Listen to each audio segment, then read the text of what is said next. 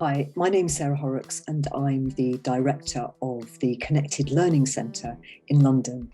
And I'm going to talk about leading and communicating digital transformation and digital strategy, drawing on some of the experiences of working with schools in the London area and particularly drawing on some of their experiences in the past year since the pandemic began. This is our centre in South London, and we really had hoped to welcome you in person to our centre when we first started talking about this conference with the organisers of today's conference. But this is where, in normal circumstances, we lead professional development for teachers, we have children coming to do creative activities, we run conferences, and we also go out into schools and work in schools, and we run technical support as well in schools. We know what rapid change school leaders, principals, head teachers and teachers of all kinds have had to manage in the past year. And I really like this quote because it's saying, we don't have to be technical experts, but we do need to understand the implications of change taking place in the world. And there's more change taking place in the world than there has been for generations. And I think school leaders have done incredibly well, but I think the ones that have done especially well are the ones that have kind of been confident in that they don't have to have all of the technical answers, and that they've seen their school community as being a place where they can have those discussions and that sharing and reflecting and bringing expertise together. So I really like this quote. And this is a really complex area. When we're talking about digital transformation, when we're talking about digital strategy, it encompasses so many different things, which again, we've seen in this past year. So it's about the communication internally within the school with teachers and with students and children. It's communication with the outside world, with the municipality, with parents. It's about how we spend our money. It's about the tools and platforms we use. It's about the digital resources that we choose. It's about how we work as an organisation, how we structure things together. So it encompasses so many different things. So really, leadership these days is about digital leadership and digital transformation. So what have we learned from the last year? And as we get into the Q&A session, I'd be really interested to hear about what you have learned. I think we've all learned a huge amount about digital tools and platforms and resources, about what works. We've all become very much more skilled and adept and learned to use all kinds of different things. It's been a kind of period of rapid learning. We've learnt what is really important about how we teach and how children learn, and we've had to transfer that into virtual. We've had to transfer that into a way that maybe is happening in the classroom, and for some children at home, we've had to do all of that kind of combining and blending. We've had to be really, really clear about how we communicate with our teams, with the teachers that we work with.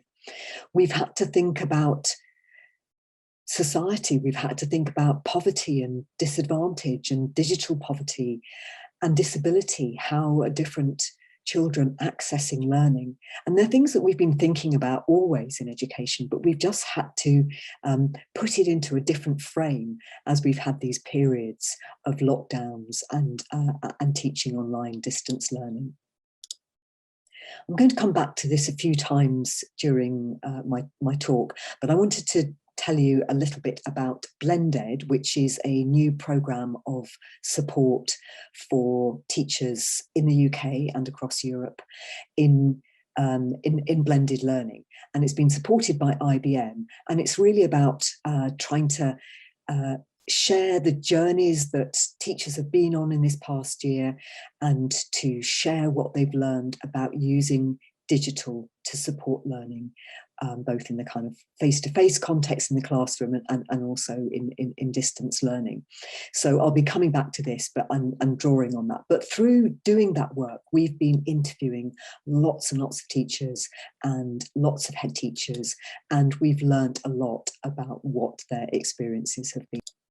And during the period of distance learning, we were drawing very much on the work of Garrison and Anderson from Canada, and used some of their principles to come up with our own core principles of remote learning. So the idea of kind of that you need that sense of teacher presence and belonging and dialogue and having a engagement with each other. And these are things that we're taking back now into the classroom as we've become more confident in using those.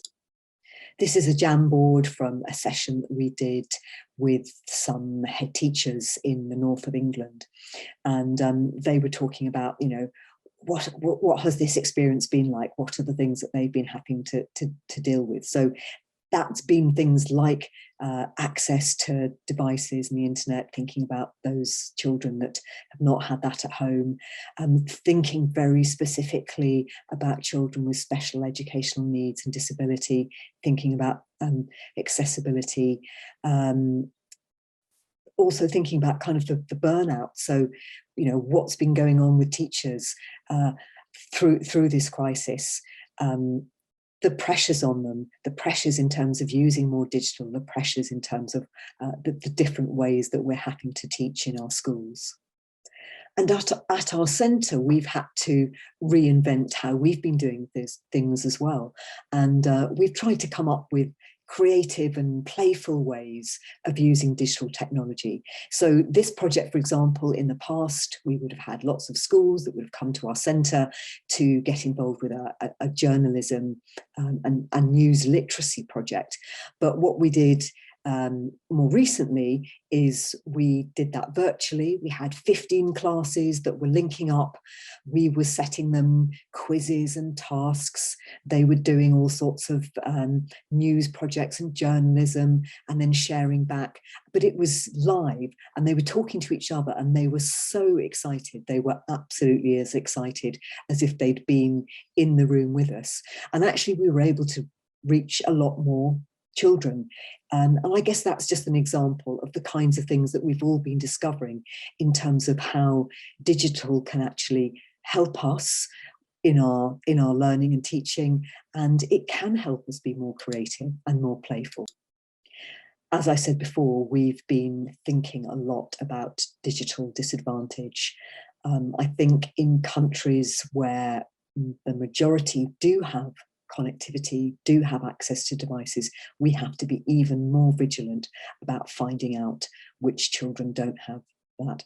And we also have to think about how we're designing learning with digital, whether that's in distance learning or in the classroom, and thinking about homework and home learning. We have to think about the kind of low-tech solutions, and we have to design our learning in a different way, thinking about the bandwidth that's going to be used.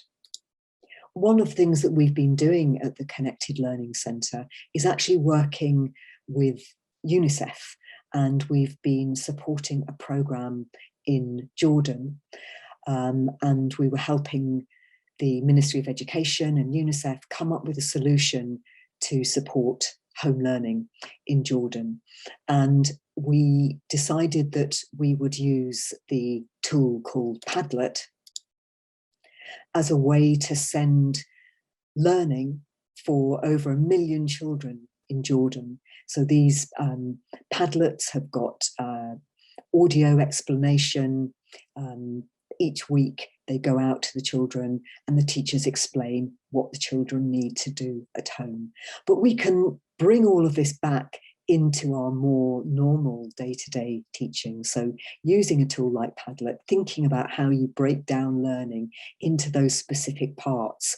You know, what can we have ready prepared, and what makes sense for children to be able to listen to or read or watch videos beforehand to support the learning that we're also doing with them, that's kind of more experiential and more hands-on and more social, actually sort of back in the classroom and being outdoors, as we found during this period. We've used the outdoors more. So I think it's about this bringing everything together, this blended learning of bringing together what we've been finding out in terms of that deeper use of digital tools, and also the way we have had to think more carefully about the way that we teach and children learn.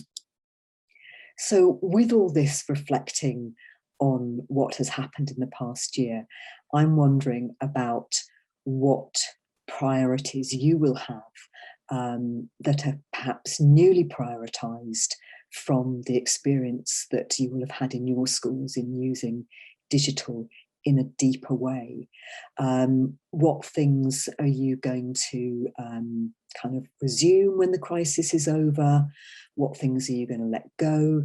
But what big changes are you going to be making going forward, and thinking particularly about use of digital? What have you learned, and how is that going to be informing your strategy going forward?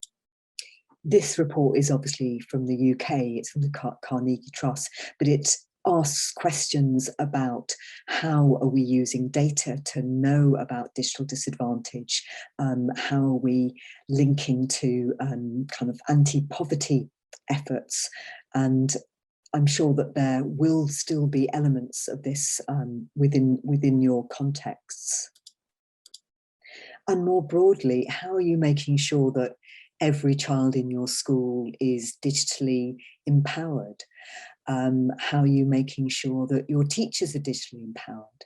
Do you have a system for having digital mentors? Who are the people within your school and your community that can help others? It might not be you as the school leader, it might be other people. So that sense of distributed leadership and having teachers support each other, students support each other, sometimes students supporting teachers. We have a scheme called Digital Leaders, where actually children and young people often will be teaching skills to their teachers.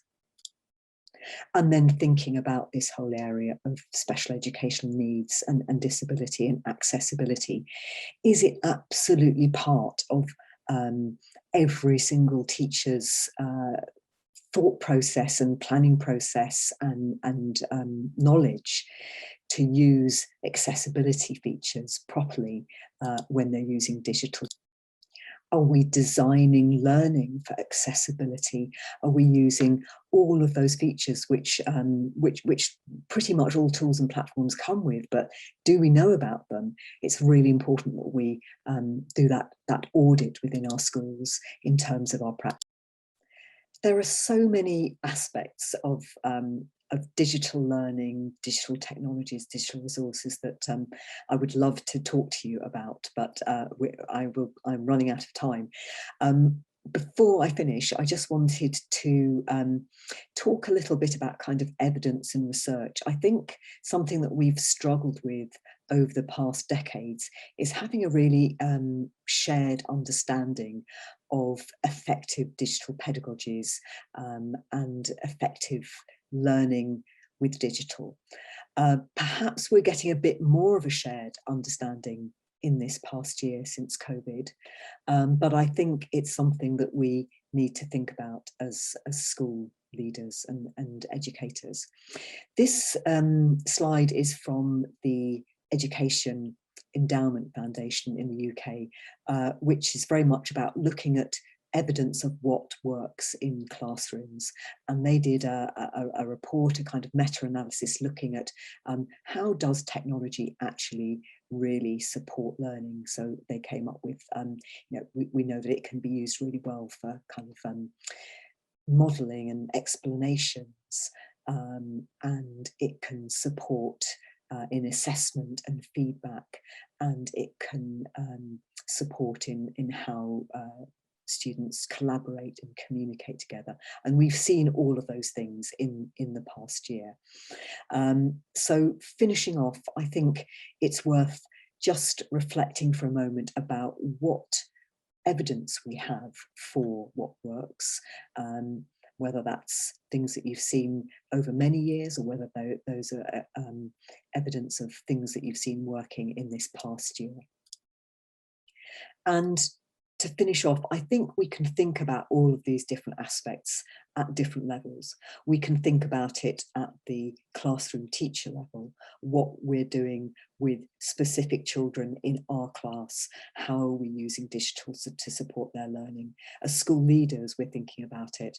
And then as municipalities or at system level as well. So whether it's digital poverty, whether it's accessibility and supporting students with disabilities, whether it's that whole piece about the kind of communication internally and externally, we need to be thinking about all of these things at the different levels and finding ways to support every level. So, what a classroom teacher is experiencing should be informing what a municipality does in terms of teaching and learning, and what a department for education does. And there should be that kind of constant feeding to and fro between those different levels.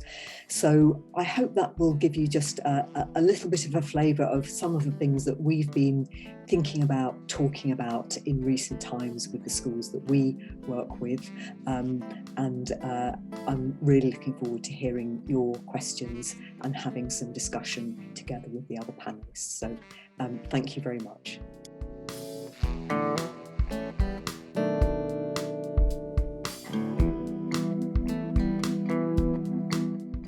But Sarah, it was a pleasure listening to you, and we've been standing here and discussing what are the main points that we really touch upon. And the one thing we really like is accessibility, and how does leadership support accessibility for learning and for teachers to fulfill their best opportunity and to teach the best they can. How do they do that? So I think it is this concept of learning design, and maybe we need to kind of trust ourselves as educators and teachers. We're always thinking about every single child in the class and every single child in the school and what their different needs are, what personalization and differentiation we have to make. But sometimes when we move then into the kind of digital realm, we don't think about that in the same sort of way. And perhaps it's about a lack of confidence. So I think it's about making sure that when we're planning for using digital resources, when we're designing lessons that use digital, that we really are thinking about those accessibility functions, so that there's training that every teacher kind of knows the ins and outs of just the general functions that come with all platforms, and that then we select and choose specific software and tools to help children who have specific needs. Yeah. And to follow up on that, that's the one question in regard to accessibility to students. But what about leadership or management and the accessibility to their teachers during the pandemic when they were all working from home? How has it changed, or what were the main struggles you were experiencing in the UK? I think I think there've been some real gains, actually, and I think probably one of the gains has been in terms of how schools are approaching professional learning. So I think those schools that kind of they had their platforms in place, they knew that what they were using, and they set up kind of regular opportunities to be discussing together. So like we're doing today, using video conferencing. I think actually a year on, there's great confidence in doing that, and I think a lot of teachers have said that they've in fact preferred professional learning that's been virtual. I think as long as it's structured well, and as long as there is that kind of democratic approach to make sure that everybody gets heard, but doing short and often where you're linking together, where teachers are perhaps using collaborative documents much more effectively, where they're using things like chat and Google Meet and Slack and Teams. So they're having more of an ongoing dialogue, but in the virtual world. So I think that has actually worked quite well. It's more challenging with the teaching and learning, but I think in terms of that communication and accessibility, but it's about having that, I guess, again, the kind of democratic process. So having that opportunity for teachers to be influencing the head teachers, the principals in schools, because often it will be the teachers that actually are more confident and maybe have kind of clearer ideas. So yeah, I hope that answers. It does, absolutely. But you were arguing that the teachers working from home and the students learning from home, they had this accessibility issue, and they would have to use certain platforms and technologies to get in touch and certain didactics. But what about digital poverty? So accessibility and digital poverty. Can you elaborate on how digital poverty? What concept is it in the UK? What's the status of digital poverty, and how does it influence the quest for accessibility?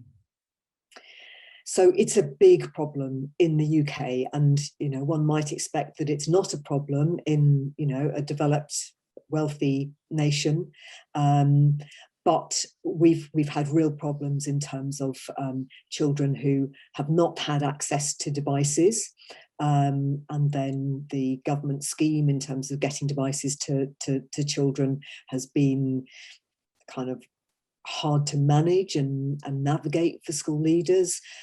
We've had the whole issue of kind of, even where there is data at home, it's used up so much of parents' data that children have not been able to access, for example, live lessons. So these have been big challenges, and as I referred to that Carnegie report where they talk about it has to link with kind of anti-poverty strategy at a system level nationally, as well as individual schools and individual teachers knowing what they can do for their families. So then that might be about getting devices out, or making sure that there's some way for kind of portable Wi-Fi to be given to families. But these are complex areas. I think where there's municipal support, so for things like community broadband, that's the kind of thing that can really help. Or where there's, like in the UK, there have been campaigns for doing away with kind of like data costs for any material that's educational. So kind of working with the mobile phone carriers and the internet providers. So I'm not coming up with an answer there, but I guess those are the problems, and it does need to be addressed at all of those different levels. But right from the class teacher level, we need to have that information to then be able to find the solution. Sarah, in the small video, you had two teachers talked about the time and the training was definitely for them so they could do that. How does that look in a school leader's perspective?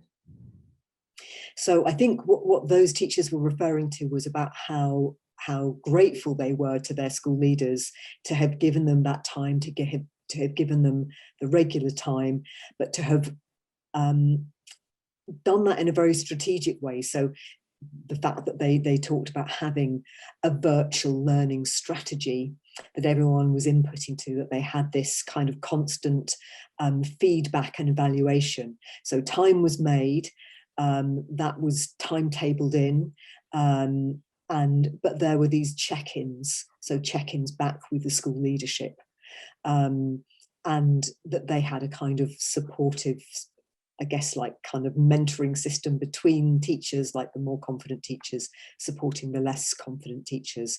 But I think, it's about planning. What the example from why I chose that school is that they planned it really carefully, and they practiced with that platform kind of in the times when they were back in school, so that they were ready for the remote times, but they made time for that professional learning in a kind of ongoing way. But does the leaders need some other qualifications to do that, do you think?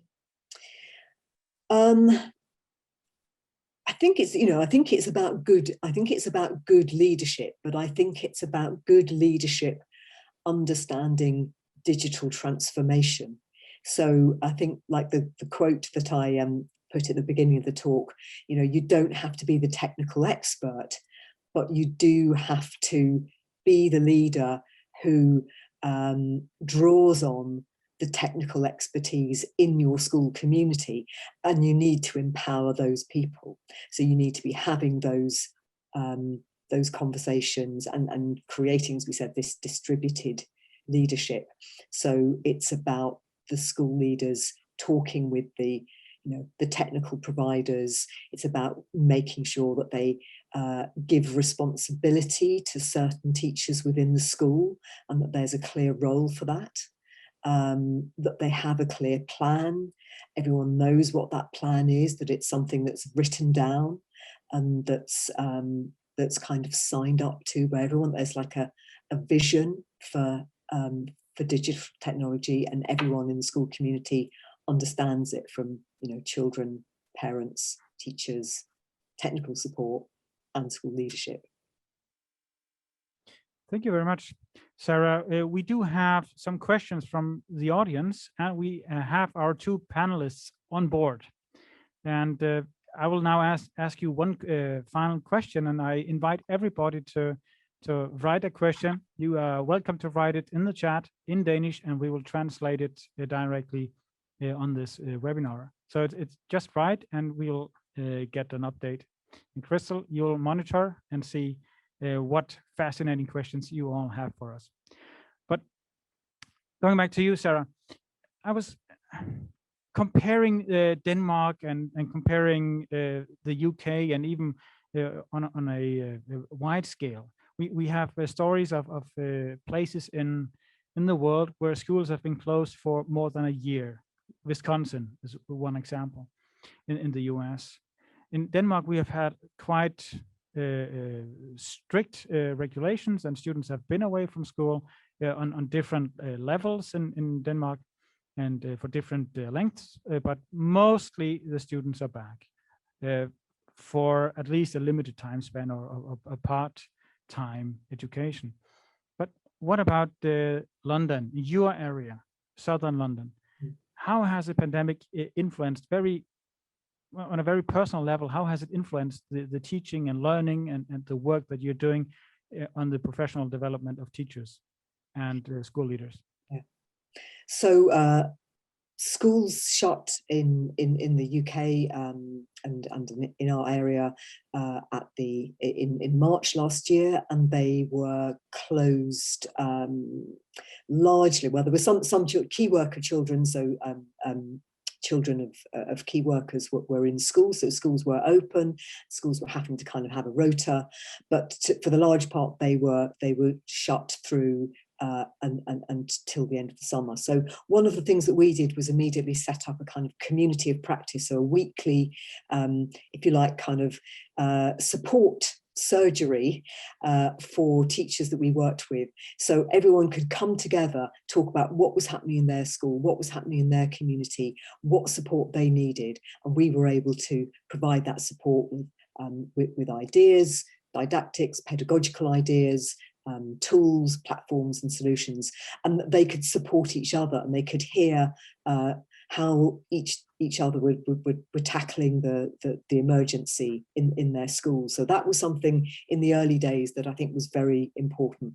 Then we had the period in the autumn when schools were back, children were back in school, but we had lots of COVID cases in London. So we would have a whole class out, we would have a whole year group out, we had a lot of illness amongst the teaching profession, and teachers were having to go again between kind of some kids being at home, some being in school, sudden situations where everyone was sent home, and they were having to then come up with a plan that was for, continuing the teaching, and they started to do things like have rotas, which were the teachers that were going to be in charge of the virtual and the children that were going to be at home, and who was going to be in charge of what was happening in school. Then in January, we went back to remote, and we had the majority of children at home again through until March. So then it was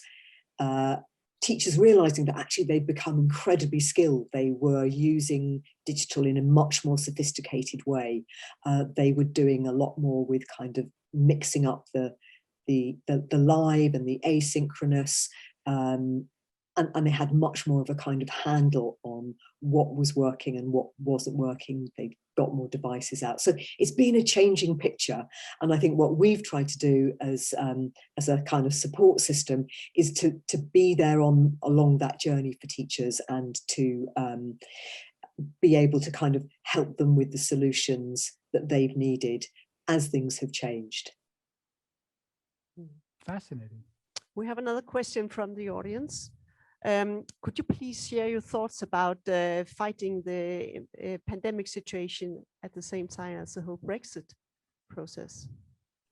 As I could probably say too much about the topic of Brexit. We've been very lucky in that we're involved with several Erasmus projects, so we've still got that sort of wider European perspective. And the other thing that we're really delighted about is that we've had the support of IBM for the blended program, which I mentioned, and that is, IBM are very clear that they want that to be a pan-Europe program, linking into the IBM link education people in each country in Europe. And we're also very lucky that we've just been awarded some more Erasmus funding. So this will be the last bit of funding that the UK gets, but that's all around distance learning and blended learning and using digital. So we're still involved with a lot of European partners. So kind of personally, for the Connected Learning Centre, we still feel very tapped in to what's happening in Europe. And but I think there is generally teachers, educators are outward looking people. So whatever the kind of national policy, I think they will continue to look at practice globally and practice across Europe, and hopefully kind of tap into what's happening in Europe. So I hope we can continue to be good European friends and partners sharing good practice in education. Fascinating. And to follow up on that answer, what platforms are replacing Erasmus on the one hand in the UK, and on the other hand, where will we be able to meet and share our experiences and practices in the future? As most people know, the UK has left the Erasmus program. So what are our future points of connection, except for visiting you in the UK? It's a challenge. I mean, it will be a challenge. The Turing program, I think, is going to be supporting students traveling internationally and going to Europe. But in terms of the strategic partnerships, that is going to be a gap going forward once we've come to the end of the current funding rounds. We do have the Bett show, which has always been a good point in the year of bringing people together internationally in London. So we hope that will continue. At the Connected Learning Centre, we'll continue to host visitors. The funding element is going to be more challenging, but I think people will find a way, because we know that we need to learn from each other and we need to be having those conversations. So some of that might be happening more informally, or through programs like I've mentioned, the IBM supported program that we're involved in. So I think we'll find ways, perhaps through universities, but yeah, there's going to be a gap, there's going to be a challenge, but we will do our best to keep partnering and sharing together. We usually ask ourselves, what were the main successes? What went well? But if you look back on the last year, what's the biggest failure that you have identified, or that you would consider to be a failure in regard to to school management in this whole pandemic situation? Whether some policies or some technological platforms that you were using or trying to use, what went wrong? Okay, what went wrong? I think there's a big difference between schools. It is a very sort of fragmented system in England. We don't have the same kind of perhaps municipal leadership that we used to have. And so some schools did much better than others. Some groups of schools worked together, supporting each other more.